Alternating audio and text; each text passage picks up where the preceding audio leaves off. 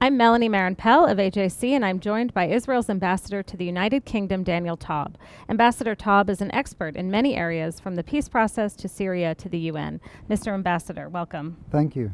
One of AJC's priorities is combating the rising anti-Semitism in Europe, but also monitoring and combating the anti-Israel activity in Europe. Can you say a little bit about the anti-Israel animus in the UK and how it's affected your priorities as ambassador?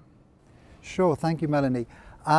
To put it in some sort of context, I think we have to recognize that Israel-UK relations in many ways are in a very good place at the moment. We've doubled our bilateral trade over the last 4 years. We have amazing cooperation on security issues, on technical issues, academic issues, and so on.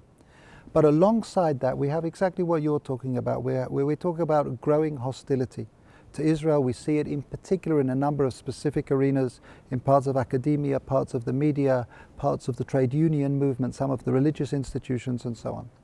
And I think what that means is we have to do two things. The first is we have to be very focused in very specific responses. If there's a boycott initiative, if there's a particular resolution, we have to harness all of our responses.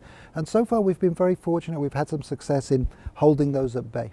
But that's not a sufficient response in itself, because a much deeper response is to make sure that we have a positive agenda that is louder than the negative agenda.